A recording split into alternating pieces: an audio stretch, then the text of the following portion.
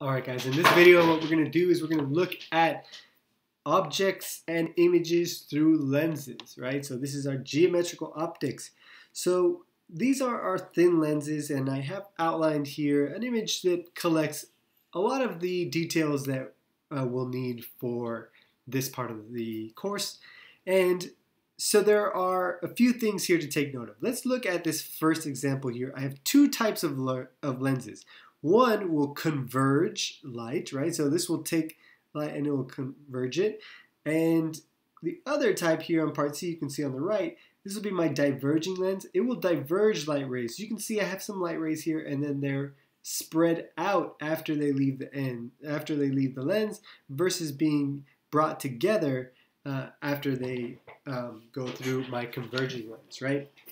So same thing here. I have light rays that are spread out from my object, and then they're less spread out compared to their original angles relative to each other after they go through our lens, right? So there are a few things here that we want to take note of. The first is that I have objects and I have images, okay?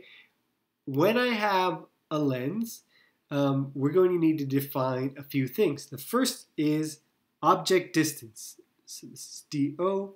This is my object distance. You know what? I'll go ahead and remove this for now. So for my object, this point right here from my lens, going this way, this is my object distance. Okay, how far is my object from my lens? And there's something that we need to note here, in that this region here is positive. Okay, so my object distance here is positive when it is in front of the lens. Okay, so if I have an object that was on the other side, on this side of my lens, okay, this would be negative. So here, I'll put a little ghost arrow here for my object distance. This section would be negative. So normally, if I have an image in front of my, if I have an object in front of my lens, I'm going to have a positive object distance. Okay, next, let's go ahead and do this in another color so we can have my image distance. So pretty much, how far is the image that is created, if there is an image created? So how far is that image from my lens? So one thing I want you guys to keep in mind here is that my image distance is going to have rules that are slightly different than my object distance. So it's pretty much asking, where should my image be when light goes through a lens? Where should the light end up, right? It should end up on the back side of the lens, on the other side of the lens. So this right here, this will be my image distance, okay? And in this region here, this is a positive image distance. If my image was on this side, this would be a negative image distance. So this is something you guys just need to keep in mind, right? Okay, when we work with the signs of our object and image distances. And this really only becomes an issue in these two cases right here, in case B and case C. So first of all, in case B, you can see I have an object here, and my image is also on the same side as my object. Well, in this case, I would have a negative image distance. And in this one as well, my image is on the same side as my object. So in this case, I also have a negative image distance. The last thing here that we want to go through is my focal point. Oops. My focal point. And this, and wrote a little bit backwards here, is F, which is my focal point. Okay, so this would be this point right here, this point right here, So this is the distance away from my lens, where light would normally converge if it was all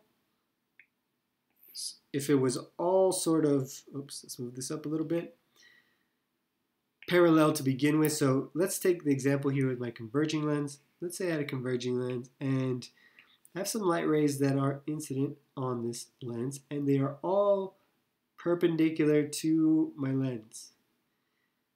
So my focal point is the point where all of my light rays would converge in this case. It is not the case, I should use straight lines here, it'll be much easier.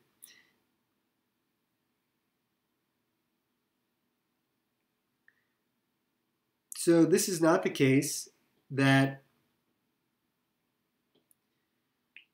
saying that my light rays always converge here. Sometimes they don't converge. You can see in this case, they don't converge all at the focal point because they're not all coming in perpendicular to my lens. Some of them already come in with some incident angle. Only this angle right here passes through my focal point because it is coming in perpendicularly. Okay, same thing here with my diverging lens.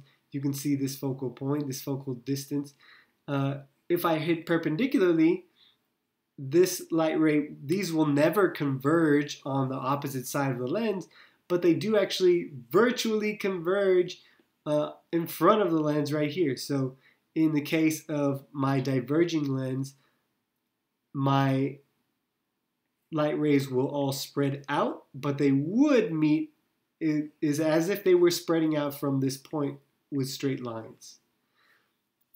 So the last thing that I want us to keep in mind here are virtual and real objects. Sorry, images. Sorry, images.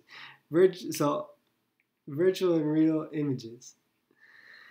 So basically you can see here that if my image is behind my lens, so if we say my object is in front of my lens, my image is behind my lens, in this case, I have a real image, okay?